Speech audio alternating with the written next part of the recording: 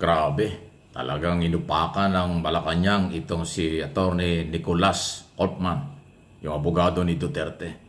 Huwag daw maniwala sa chismis. Nahawa na daw sa mga gumagawa ng fake news itong abogado ni Duterte. Ito nga po ay pagkatapos na sabihin nung isang araw lang ng abogado, Chief Legal Counsel ni Duterte, na ang totoo daw at talagang prosecutors ay ang Malacanang o ang opisyal sa Malacanang. Grabe naman, parang pinagbibintangan itong legal counsel ni Duterte na nakakulong ngayon sa Dahig dahil sa problema sa ICC ay presidente ng Pilipinas ang prosecutor. Hindi po nakakalimutan ang complainant before ICC ay mga mamamayang Pilipino laban kay Duterte na biktima ng tukang. Ang prosecutor dyan ay mga private prosecutor ng mga complainant at mga biktima, hindi ang gobyerno. Kaya ito, pakinggan nyo yung sagot ni Attorney Claire Castro, Undersecretary ng Presidential Communication Office tungkol dyan sa isong. Ito, pakinggan nyo itong report. Is that you, Attorney Harry Roque, talking?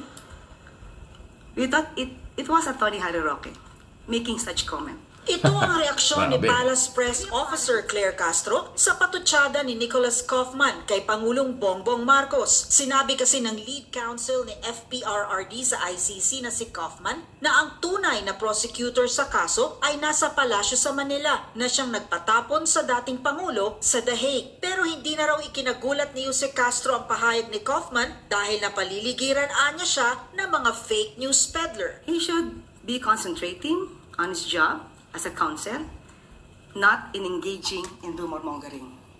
Sa pahayag Ayan, naman ni Senadora Amy Marcos na isa siyang Marcos na natuto na siya sa kasaysayan, Nung aking tanungin po ang Pangulo patungkol po dyan, ang kanyang sinabi po ay no comment.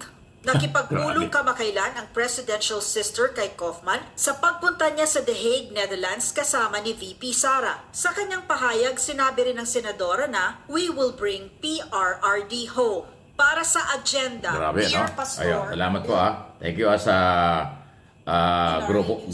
grupo po ng mga mamamahayag, lalo itong Billionaire Channel, isa sa mga lehitimong mamamahayag kayo kahit bago pa lang. Anyway, mga traditional media yan ang ating mga kasamahan. So ayun, para sinasabi, ano sabi niya?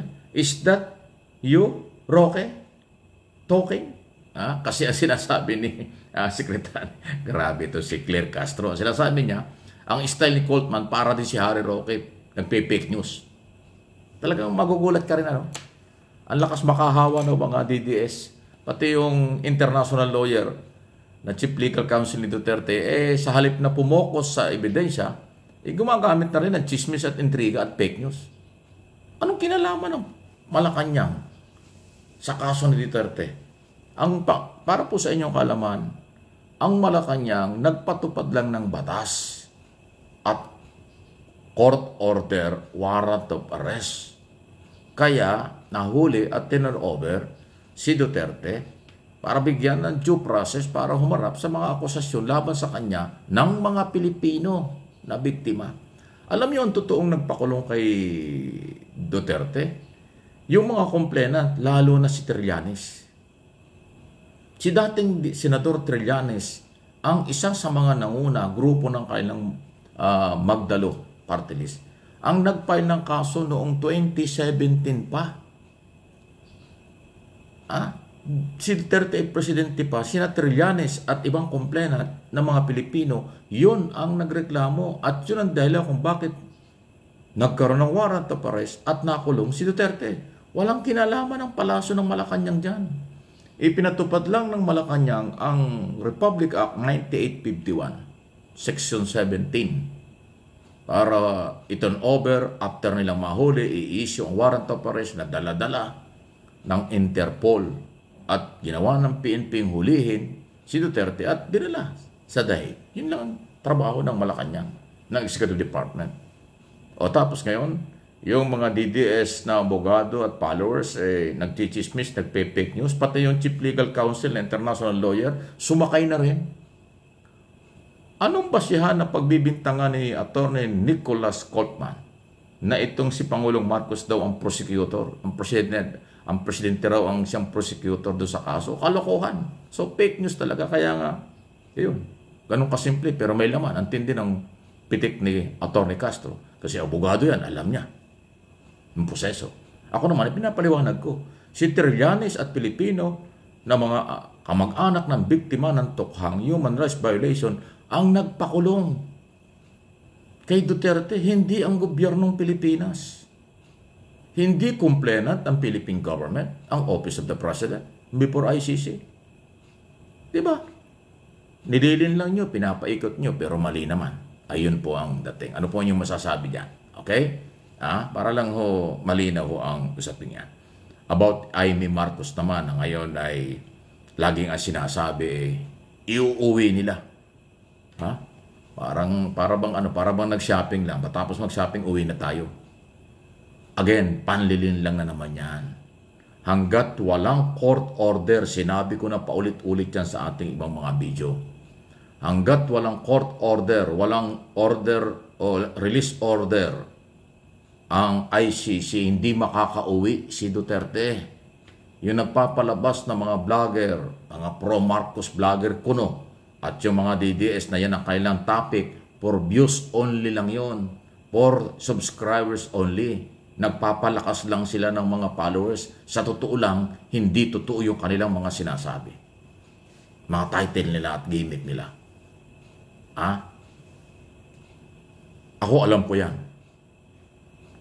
Korte lang ang makapagsasabi kung uuwi o hindi, papalabasin o hindi ang akusado. Kasi korte ang merong jurisdiksyon at pananagutan kapag naipal ang kaso. Walang pananagot, walang jurisdiksyon at wala nang magagawa ang Philippine government, ang Office of the President kay Duterte kasi hindi na siya kontrol ng gobyerno. Nasa ICC na. Hindi tayo member ng ICC. Yun nga isang pinakamalaking pagkakamaling ginawa ni Duterte. Kasi kung tayo member ng ICC, meron tayong kakayanan at obligasyong makialam sa ICC. Kung member tayo, ay hindi na tayo member.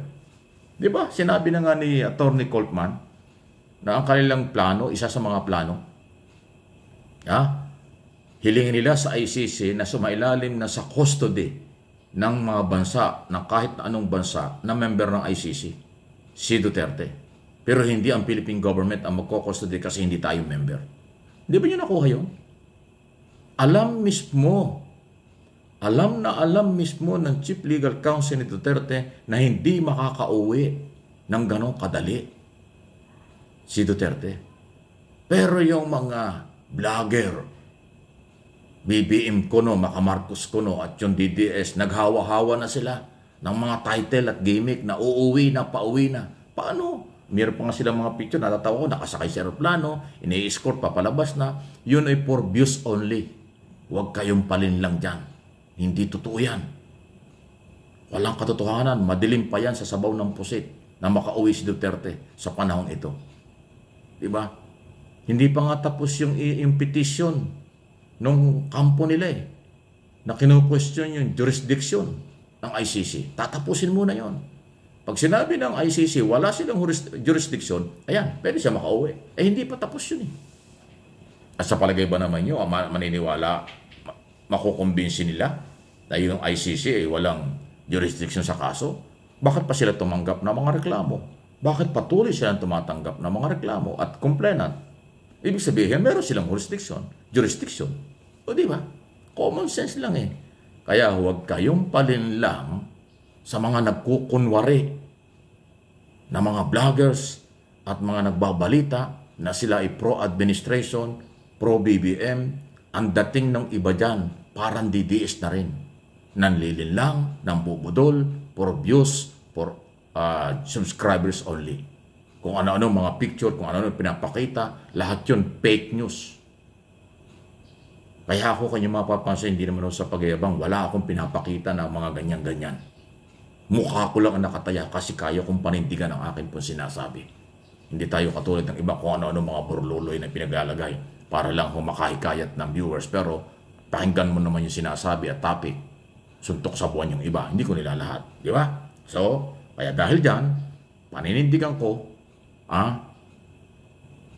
until now, mula pa noon, Korte lang ang ating papaniwalaan dito at sa abroad. Pag sila merong order, yon ang ating ibalita at paniwalaan. Pag walang order, chismis, budol, panlilinlang lang ginagawa ng iba. Please like and share dito sa aking mga channel, Mike Abe Opinions, at yung kabilang channel, MA Pinoy TV.